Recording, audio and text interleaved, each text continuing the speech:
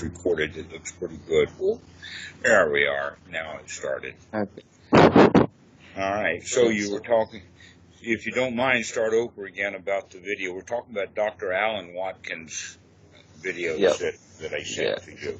Exactly. Yeah. Yeah. So the videos were pretty interesting, and I started to do the breathing, rhythmic breathing, and throughout the workday.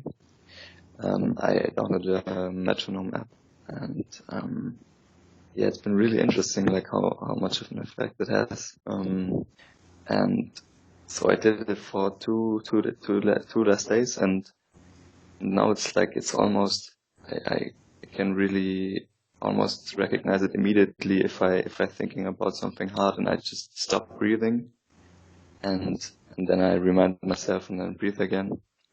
Mm-hmm. And I can really feel like this this stops the tension that I'm often getting when working from becoming like a problem. It really helps me stay soft around my body, and I'm just way more energized, and it's pretty great. What I'm working on is still like sometimes I'm using like sometimes I'm getting a bit tense from the breathing, and I really have to like do the breathing really like really soft and that it feels nice, and then it really works well. All right. Based upon what you saw in the video and what we talked about versus what you had learned in Anapanasati that we had been talking about earlier, what did you find that was different or useful or new, valuable? That kind of question is what I'm asking you. Mm-hmm. So I was practicing the TMI, the Mind Illuminated method I talked to you about before, right?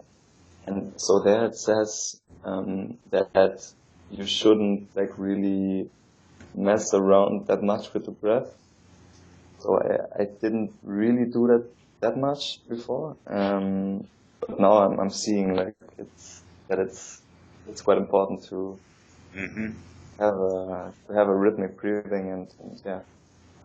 Yes, what I see, though he didn't mention or talk about it, other than one slight thing he said, and that was as to the man, Neil, that he had sitting there. He said, you continue doing this while I talk to the group. All right, that was the only instruction he gave that is going in the direction of what we would call meditation.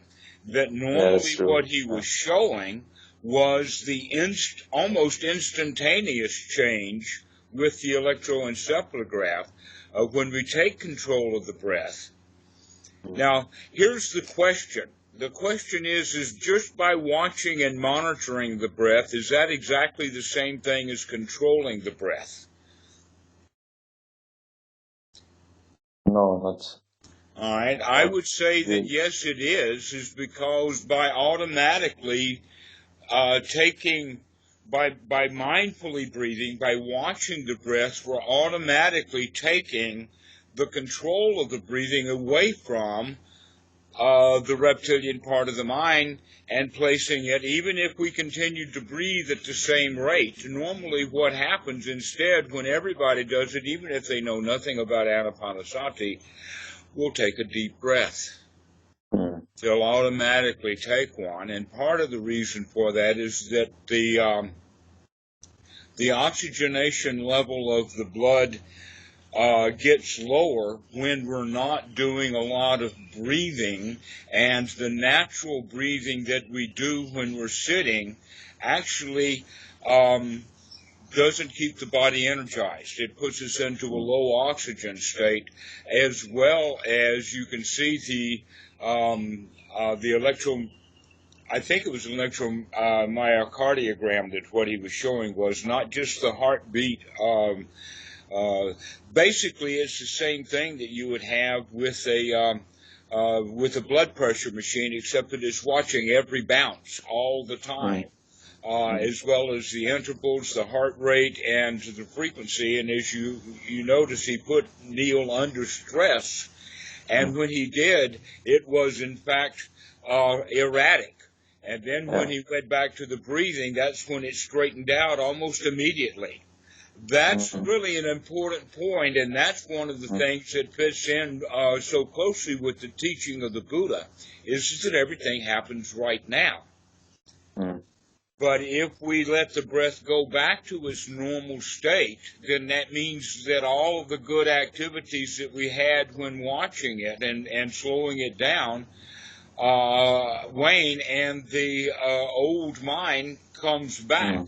Now, that's the way that I was kind of taught with Goenka method is that you watch the breath for 1, 2, 3, 5, maybe 10 breaths, and then you let it go back to normal.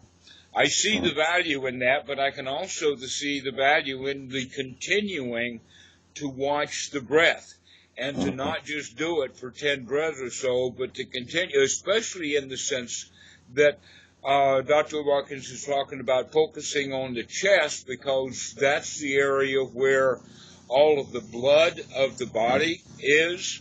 It's there because of the lungs, because of the heart, because of all of the organs, and so much of the blood is there. So any chemicals that are going to be in the blood are going to be manifesting themselves in sensations and all kinds of stuff right here in the chest. So he's very, very right, and fits right in with the teachings of many of the teachers that I've had, that this is the place to focus. And not only that, but that's where I experienced and learned to deal with anxiety.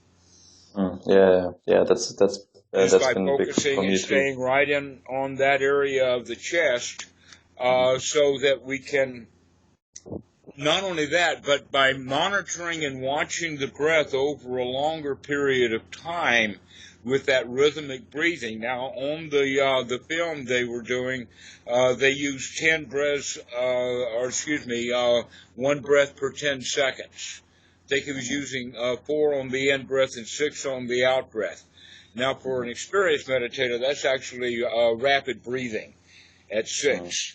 And so a better way of doing it, once you can do it with the chart or with the video, and sync yourself in for that second half of that second video, and do that for 15 minutes and watch what it's like, then we can actually slow it down. And the way to do that is with a metronome, and metronomes, you don't have to go to a music store to buy one. They're available on the on Google app. You can get it, and so you can get a metronome, and then you can start slowing the breathing down. But the important point is that this is actually a controlling system, but by controlling the breath like this, we're actually actively engaging the mind to be here now, and not allowing the mind to wander away into the past or into the future or whatnot like that. So I think that this doctor, even though he seems to know very little or nothing about Buddhism, has really stumbled across some really excellent material that fits right in hand in glove with the teaching of the Buddha. And that is the thing that I find the newest, or the thing that was so surprising, was not just the electroencephalogram and how an effect it had on the monitoring of the breath, but that by prolonging that and doing it for a longer period of time will help really focus the mind. Because we're thinking actually only of the breath and only of the here now. So I'm going to change the way that I'm teaching students because of this. It is to not do 10, but rather, and also don't do too deep a breath in the beginning, but just a long, slow, rhythmic breath. That was really big for me, the rhythmic part, because before I often thought when I had to breathe, I had to breathe in my belly and I had to breathe really deep. And then it was like really building up tension because of that. And now it's more like, just doing rhythmically, and then it becomes easy, and it just works better for me. Mm-hmm. Yes, the way that I was taught with Goenka is to go ahead and take the deep breath so that you can fill up the lungs and fill the entire body of breath. But I don't think that really too big of a deep breath is much more of the rhythmic and staying with that rhythm that really has a beneficial effect. The other thing that I have known was about counting breath. With sometimes some students going for a marathon of how many breaths that they can count. I remember one guy was really proud that he could watch up to 110. But I don't know how fast or how slow he was breathing or whatever like that. But I would say that that wouldn't be really the object. But that I do know of a method that uses counting up to 10 and then starting again and counting up to 10 so that we can keep the mind on the breath. And just that number is all that we're trying to keep track of, is the number on that breath but I like the idea more so of, rather than having a mental image, is to actually have an area of the body to monitor. Just like this neurophysiologist. He didn't, by the way, teach a lot of the stuff that I'm sure he knows that I've seen in other films. But this whole method of practice of keeping the mind focused on the breathing and on the body in that way with that rhythmic breath is precisely the right thing that will happen to the mind that the Buddha wants, and that is to allow the mind to become free from hindrances. Now, in that video, even though Dr. Watson told Neil to continue doing this breath and not pay much attention to what he was saying, still you could see that he wasn't. He was listening to what the doctor was saying, and then he would come back and do some of the breathing, and it was good to actually watch the chart to see what Neil was actually engaged in. That was really interesting also. But you have to watch it closely. You have to notice what's going on to see that's there. I have been a fan for many, many years of blood pressure that I've known for a long time, and have had that monitored. One day, about 2 years ago, I got bitten by a dog, and that 3 days later, after it was getting infected, my family finally got me to go to the hospital to have the wound dressed, and it was really interesting to see how deep that swab would go into the leg so that she could clean out that wound. It was a really deep bite. But in the process, as every hospital visit goes, they monitored my blood pressure, and they thought it high, and so they put me into a blood pressure clinic. And I've been really happy to go, because I really enjoy the Thai society, but I don't have to go to the clinic nearly as often. Because my blood pressure really, I've got good blood pressure medicine, and I've got the sphygmometer here, really cheap now. Back in the 1960s, a stethoscope was literally $100 or more, and the sphygmometer was $100 or $200. So being able to do it on your own. But this is only $10. And I've already looked on the internet to see that, in fact, they've got devices like a wristwatch that'll do the same thing, except that it'll Bluetooth to the cell phone. What I haven't found is the software that will record that data and put it into a graph so that you can see it over time, so that you can see the differences of how things are changing. I like that time flow. To watch that, and so that's what I'm looking for now. But I think that this would be a really good device. The wristwatch that I saw was only like $30 US, so they're not expensive, even with the Bluetooth. and it measures all the good stuff. It's a sports watch. It has all of its own functions, but the important one is the heart rate. The blood pressure, and by the with the up and the down as you breathe, as your heart pumps. What happens is that the pump is the highest blood pressure, and then when it draws back to get the next one to pump again, that's the lowest, and then it starts back again. And at the lowest point, if the pressure is still high, that means that blood is not circulating around the body; it's getting stopped up someplace. But if the pressure goes low, then that's right. So the lower number is the more important one. And in that regard, if it goes too low, then if you stand up suddenly, then it'll really go so low that you could pass out, not enough blood pressure getting to the brain. And that was what happened to me as a child. I haven't had that recently, but the last time that I measured the blood pressure, it was it was 101 over 59. Now that's really low for standard. So that's part of the reason I don't take their medicine very much, is because it's already naturally low. But being able to see that, you see, that's a machine that measures it in a particular way. But if they've got it going all the time, then you can really see the effect of the heart monitoring, just as it was shown on the screen. The thing that he didn't mention, I guess, was partly because doctors don't, would be to tell people how cheap this equipment is, and show us how to get a hold of it. But he didn't do that. He didn't say anything about it. So I'll still have to do more research on how to get a hold of that equipment that he was using.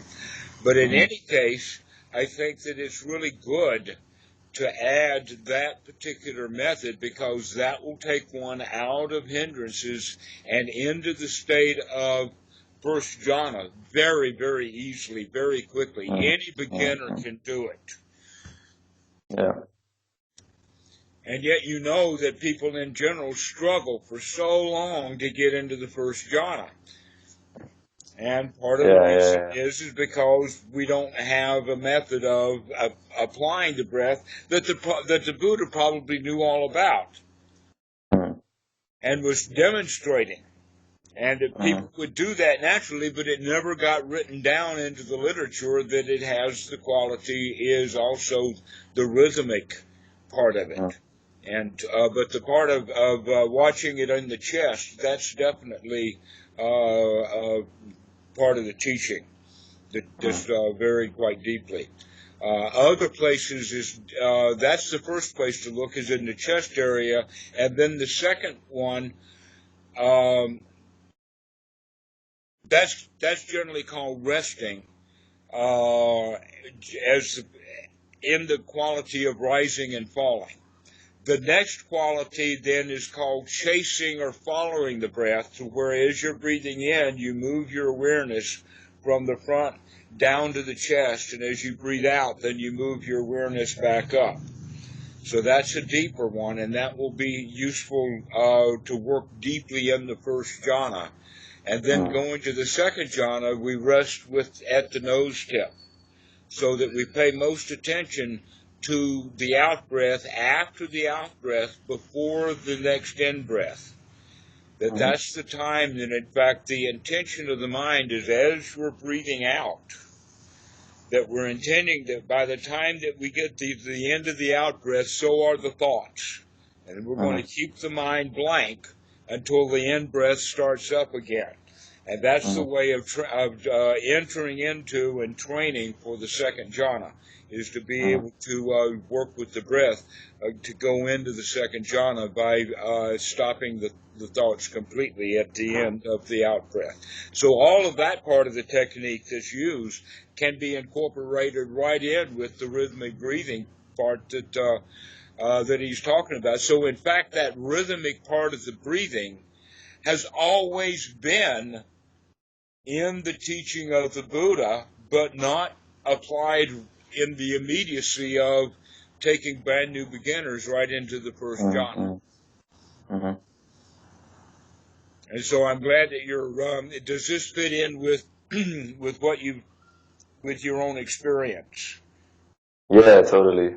It does. I mean, it's just yeah. If you do this only for 5 minutes, the rhythmic breathing, you feel so good and so nice. It's really easy to let go and to just drop into a jhana. So yeah, I can really say that's true for me. Yeah. That's great. So if you're able to get into that first jhana like that, then that's a major step along the way. Then, in fact, in Sutta number 48, which is Kosambian Sutta, the Buddha talks about the various stages and steps along the way to Sotapan, and he has 7 of them there. But these 7 are not, let us say, airy-fairy or difficult to understand, but rather they're clear markers. These things are very, and what I mean by that is that many people are interested in the 16 steps of insight. Okay, the 16 stages of Vipassana, those things are really kind of difficult to understand as to where we are, that sometimes it looks like that we're back and forth and up and down and all over the place with it, and it's so it doesn't look like actual stages, or rather various things that people can go through. An example of that is in that 16 stages of insight, it has looks like a very, very deep kind of depression age or step around 7 and 8.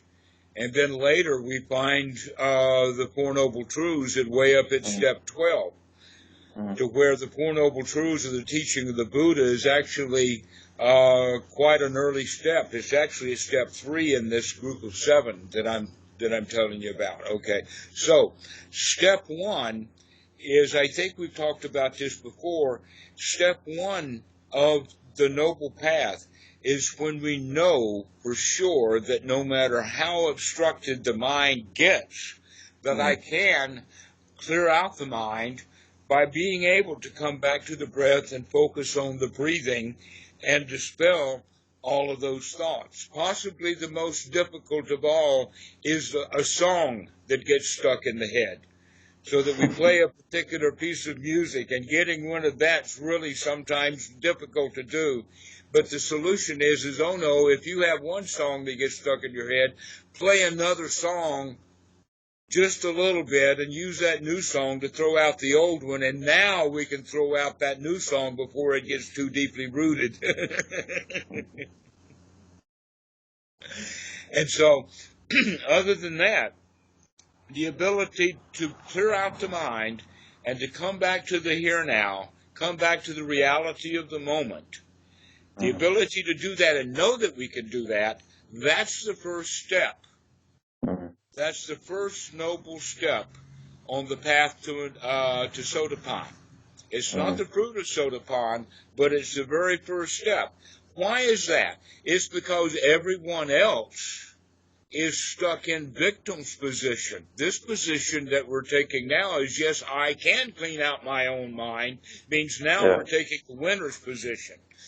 Everybody else is stuck in, oh, it's too hard, oh, it's difficult, oh, I'm not doing the right thing, or they're not even trying at all, not putting in the right effort for it. And that's the very first thing that we do. But there's another reason that's deeper than that, and that's the part that really is capitalized by society, in the sense that, oh no, you cannot, in fact, you're not capable of cleaning out your own mind. You're not capable of taking responsibility for yourself. You're not capable of being happy on your own. You have to buy our car, and then you can be happy.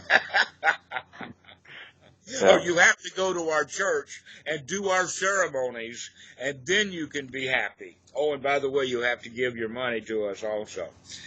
Or whatever religion, or whatever patriotic group or game. This is one of the reasons why the Buddha talks about dropping the banner, dropping the identification with outside groups, because we don't need to join outside groups or be associated with them, because there's no benefit to us personally by joining or being a fan of a football team or joining the army of a particular country or whatever, because there's no advantage to us in there. But you see, the army of those countries will think, will make the people believe that there is an advantage to joining their army. Mm. Fear is one of the advantages. Oh, they're going to come. They're going to attack us. Oh, you better send your kid to our army, or they're going to come take your house away or something, you know. This, or worse, they're going to come with their different colored skin, and then, oh no, what it will be. So this is the way that they teach patriotism, is through fear. And they lie to us, which forms ignorance, or they make us greedy for something in order to join that organization. And guess what? We've got the trio there of the second noble truth. Exactly. The source of suffering are the three things that the outside world gives you to make you crazy in order for you to follow what they want you to do, instead of following not your heart, because that's more associated with the reptilian brain. Oh no, use your frontal cortex. Think about things. Figure them out for yourself. And we do that when the mind is actually fit and cleaned for work.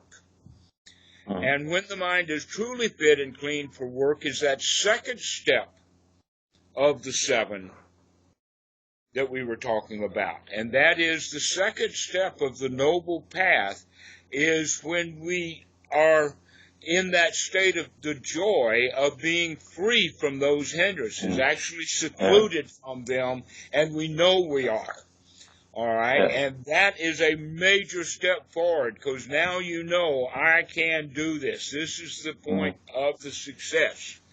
All right, and so this is that. Now that we've and I think that it's so marvelous that this tape is actually showing people a real easy shortcut to take to come to these places of being able to clear the mind out, and know that you can clear the mind out by watching the breath, and then later we can keep it cleared out by continuing to concentrate on the breath, and that we can have the mind clean. And also you always have automatically this little piece of joy that gets you coming back to the breath if you do it that way, I think. Exactly. So then the third step is the step where we use that mind that's fit for work. Bhikkhu Buddhadasa, in fact, calls that mind at that second stage, he says it's the mind fit for work. And it has two qualities. The first quality is that the mind is actually cleaned out. And second, we know it and we really like it. It's a very enjoyable state to be in, to be completely free from all the hindrances. So these are the two major qualities. And by the way, this quality is also normally referred to as the first jhana, because it's got the jhana factors of the rapture and pleasure born of the seclusion. That's the major point of the first jhana. And that's what makes the mind fit for work, ready for the third step. And what is that? The third step then is, now that we've got the mind fit for work, pliable, ready to go, we can in fact start to investigate what is suffering and what is the end of suffering. Or what the Buddha also referred to as the destruction of the taints, which is also referred to as the third watch of the night. And how we're going to do this. And Bhikkhu Buddhadasa is really strong about it, that a lot of people think that, first off, most people think magically about what the Buddha did after he crawled out of the creek and realized that he wasn't practicing right by starving himself or doing all those austerities or all of those mental meditations or whatnot. And so he started eating and gaining food again. His friend saw him do that, became disgusted, and left. This is actually in the sutta number 36. And so then he sat down, and they say that it took about 6 weeks. And in that 6 weeks period, that's when he worked out the destruction of the taints. Now, the questions that people have is how much of that was, did he do it with Paticca Samuppada or Paticca Samuppada? Depends upon whether you're speaking Thai. In Thailand, I think it's Paticca Samuppada.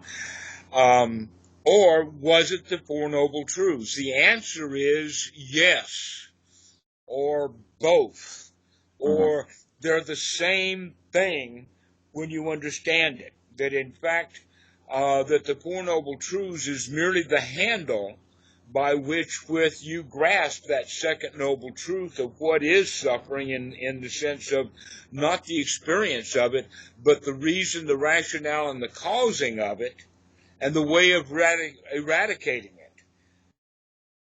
So the whole path has to do with this, that if we really don't know what suffering is, then we will not be able to really see it, and therefore we will not be able to figure out the cause.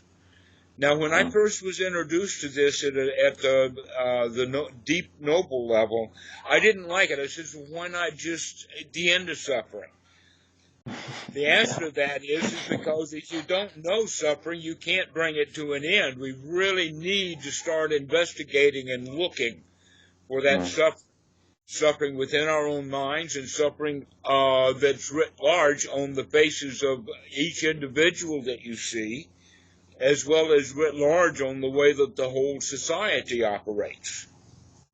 And begin to see that people are in pain, they're in suffering, and that they're broadcasting that suffering in the sense of the third Brahma Vihara. You know, you have metta, and then you have compassion, karuna, and then mudita is called sympathetic joy. Well, not all sympathies are joyful. Many of the sympathies, in fact, are anger. That you can get another person angry. If you're angry, in fact, your only reason for communicating with anybody is to communicate their anger. And you want them to be angry too, probably at either you or whatever it is that you're angry at. Possibly them. In that case, you want them to be angry back. But that's sympathetic, all right? So if we can come to a state of sympathetic joy, now we're out of resonance with the world. We're no longer sympathetically resigning with the world, and now we can really begin to see the suffering. We can really begin to see the suffering and the dukkha, both internal and external, by being slightly ajar, by being at a lower wavelength or a lower frequency. Coming back now to the point of being able to see suffering, simply because we're already working on eliminating it on the inside, and that helps us begin to understand the really depth of it by seeing it on the outside also. And recognizing, in a way, we have a bit of responsibility.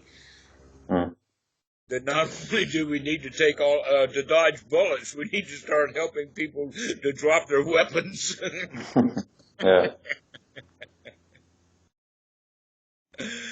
So, this is the way that we begin to work with that mind that's fit for work, is to go into the teachings of the Buddha in real depth to find out how powerful they are. Now, much of what he was doing in the last half of that video was showing exactly that, and he made some really startling statements. One of the statements he made was that if you do the breathing properly, it's going to take you about halfway there. Did you catch that? He even drew a big thing on the board. Did he say what was it going to be the next thing that you had to do? That you have to control your emotions. Aha! Exactly. So now he's just right in step with the Buddha again. Exactly so. All right, because this is where, through the Four Noble Truths, we begin to learn the source of this suffering is feelings. And then we learned that, there's three kinds of feelings. There is the feeling of I like it, the feeling of I don't like it, and then the confused feeling, which is again the second noble truth, wrapped up right down at that basic level of feelings. The second noble truth is I like it, I don't like it, or I'm not sure. Ignorance, greed, ill will.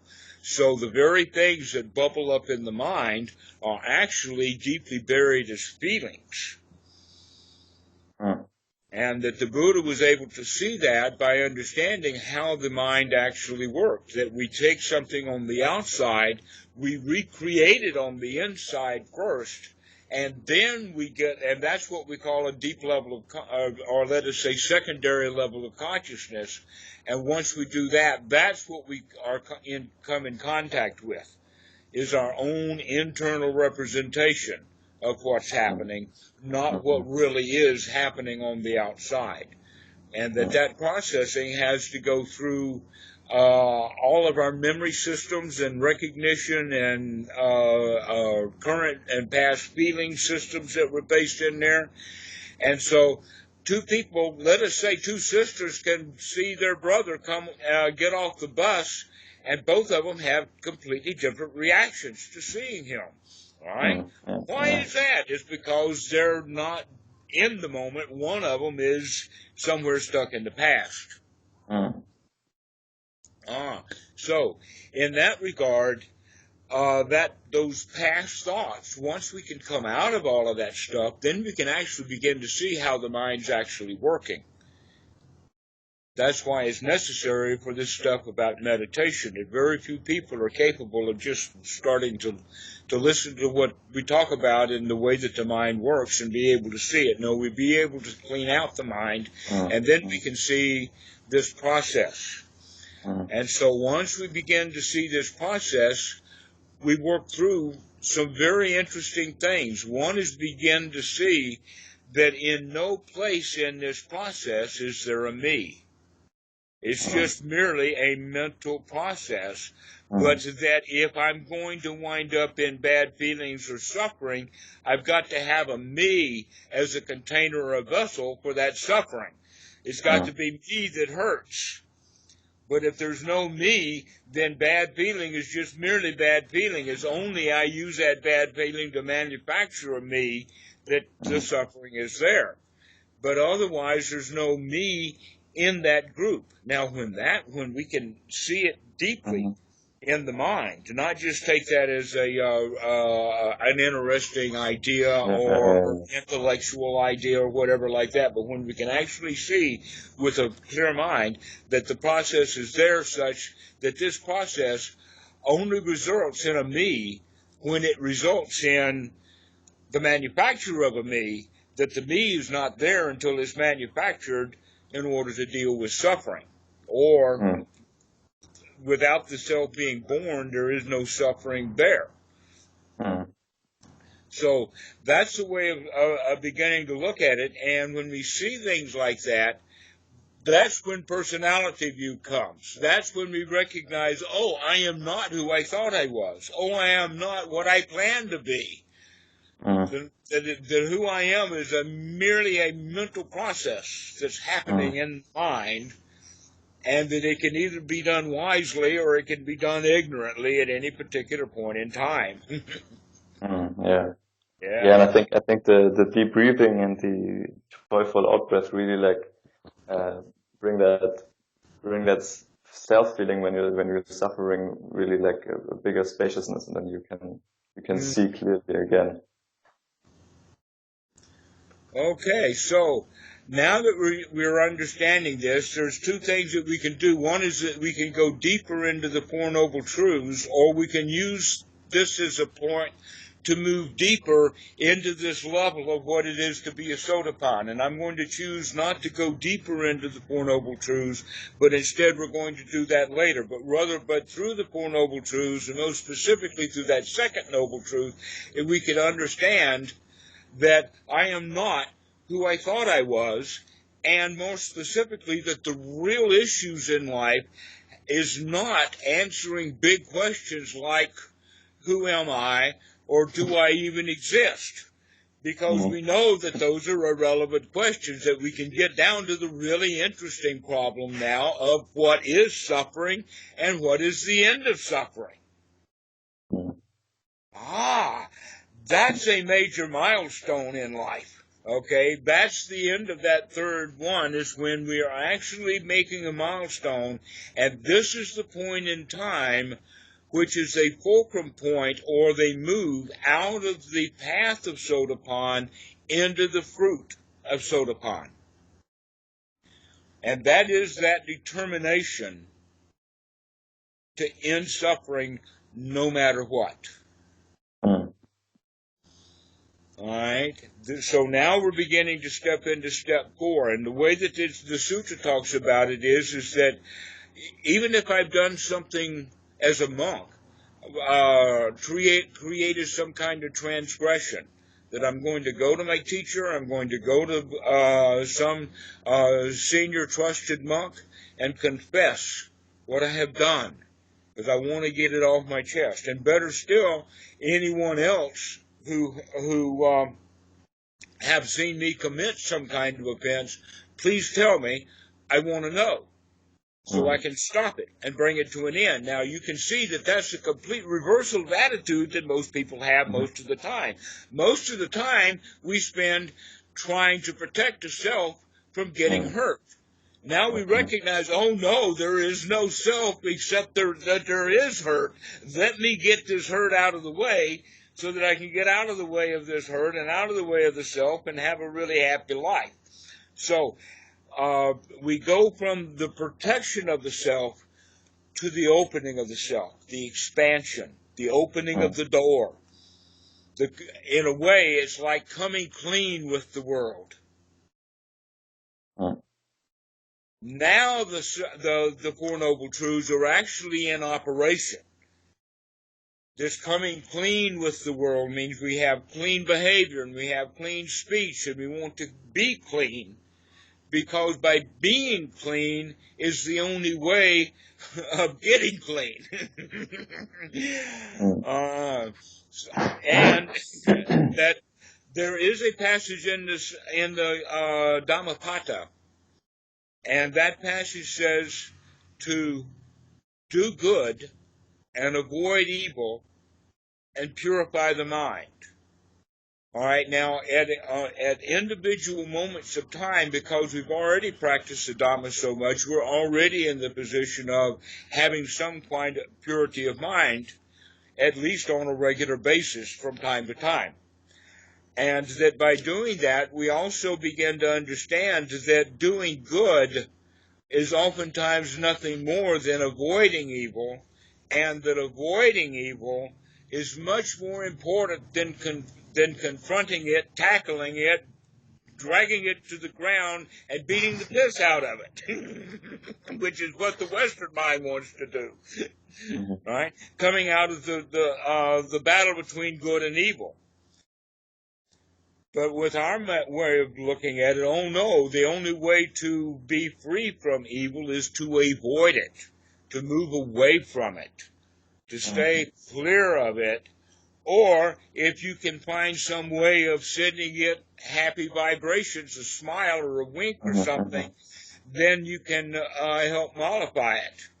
So, but other than that, we're not going to engage with others, because we know that engagement like that is going to bring us in the position of, let us say, feeling danger, going back into our old ways, going back into the reptilian mind, getting stuck. And so as soon as we recognize that that's happening, the best thing to do is come back and let's do our rhythmic breathing again and come out of that. So this is how we begin to walk the Eightfold Noble Path, and so always sati is the most important thing. Always sati. So now our sati is changing. First our sati was, can we even keep the sati on the breath? Now can we keep in the first jhana, can we keep the sati so that the mind is free from hindrances completely? The next one is that now we're using our sati to keep focused on the Four Noble Truths, the Eightfold Noble Path, etc. like that. That becomes our object of meditation. All right? And we always build up to it. We don't ever say, oh, well, I'm already at this stage, I can automatically start at step 3. Oh, no, we start again with the breathing. We step 1, 2, 3 every time. And once we get to that, then we can get that determination again. I am going to be free from suffering no matter what. That's the fourth step. And that is also normally declared as the part of the fruit of Sotapan. And why is that true? Well, if you're dedicated to the avoidance of suffering, ta-da, you're suffering less. Already you're getting a fruit and the benefit of it. So then the next step along is when we begin to truly focus the mind 100% on the Dhamma. And the Buddha uses the analogy of that as though a mother cow with her newborn calf is going to be able to eat grass and live her life. Still, she's got her eye on that calf. Got an eye on that calf. Don't go close to that cow while she's grazing, because she's going to watch out for that calf. And that the Buddha talks about it also. Though a monk be in a temple having normal temple duties like sweeping or whatever like that, his mind is focused and dedicated towards the Dhamma. So this is the 5th out of 7 steps. Okay, to keep focused on the Dhamma. The 6th one has more to do with seeking out the Dhamma. This is a place where the internet is actually quite wonderful, because more and more stuff is being published and you can really get into it. And also a quality of this level is the quality of talking Dhamma, sharing Dhamma, talking about it with your friends, that's the only thing that's really worth discussion. And so one of the qualities at that level is also teaching the Dhamma. Just being in it all the time, submersed in the Dhamma, like that. So the 7th level is the result of the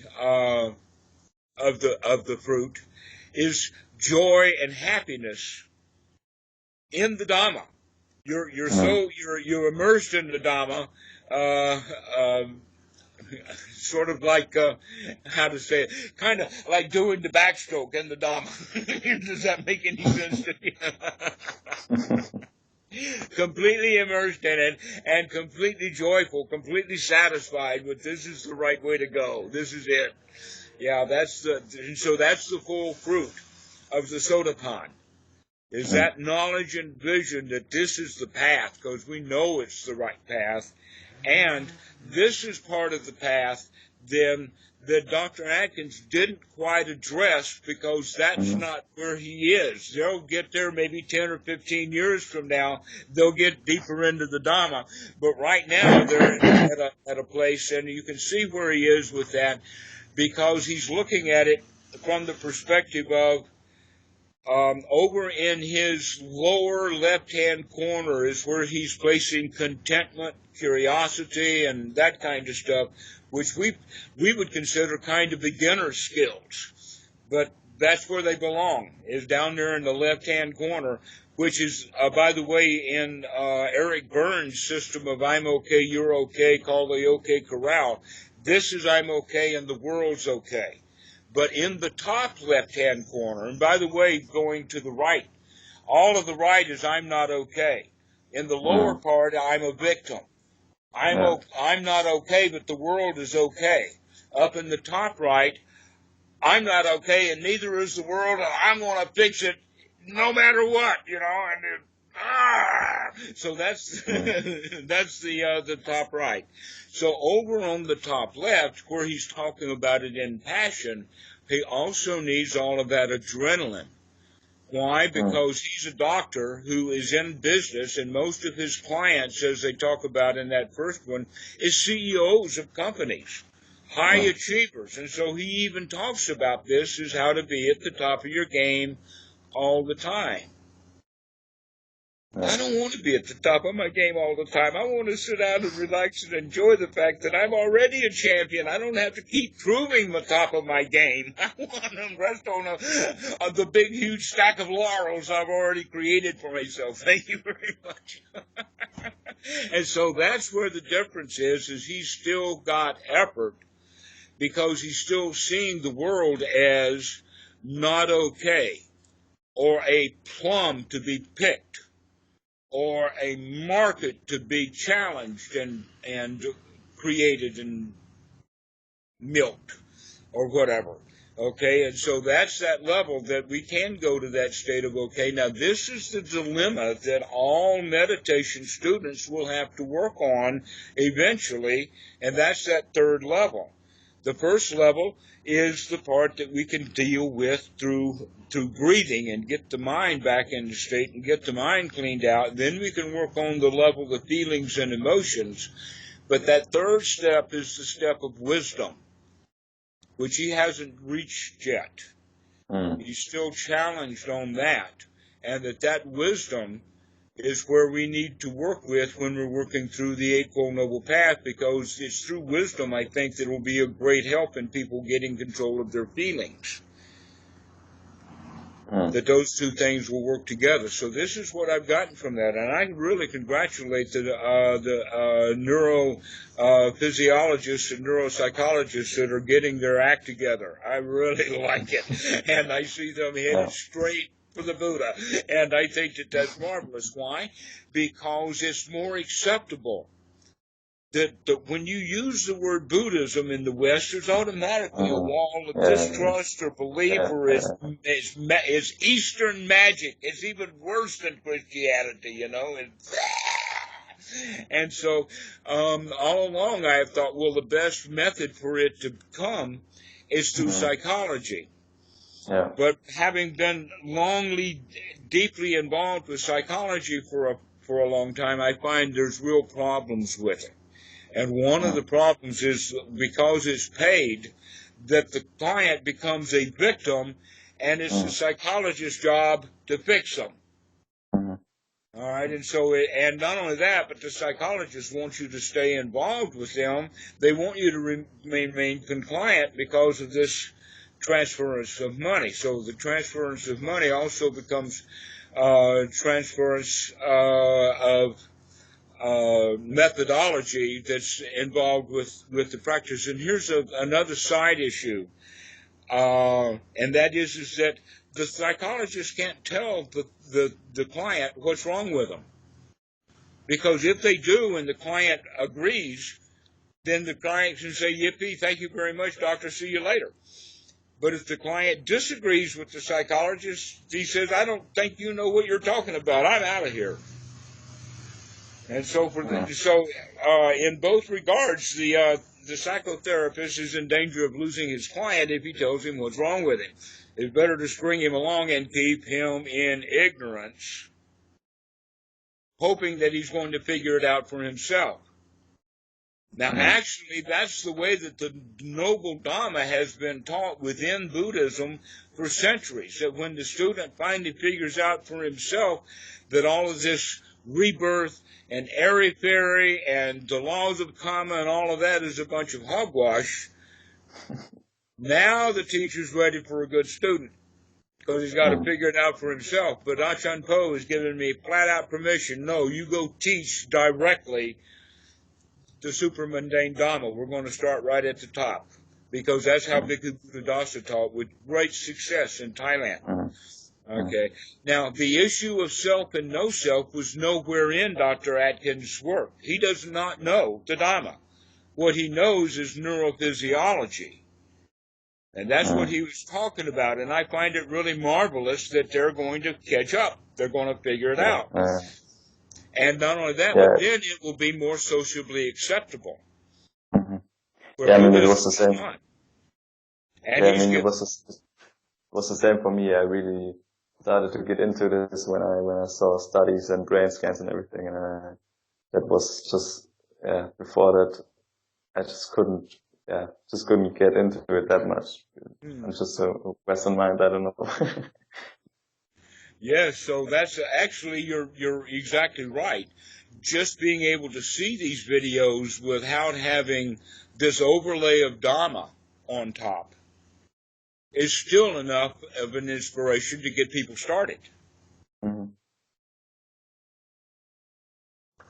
So if you don't mind, and if this video actually works, I'm going to publish this video with us talking about Dr. Atkins. I hope you don't mind. And next time, what we'll do is we'll get into more in depth in the Four Noble Truths, so Perfect. that Yeah, we can that's fine come for to me. the Yeah. end of doubt about what is there and what is not there.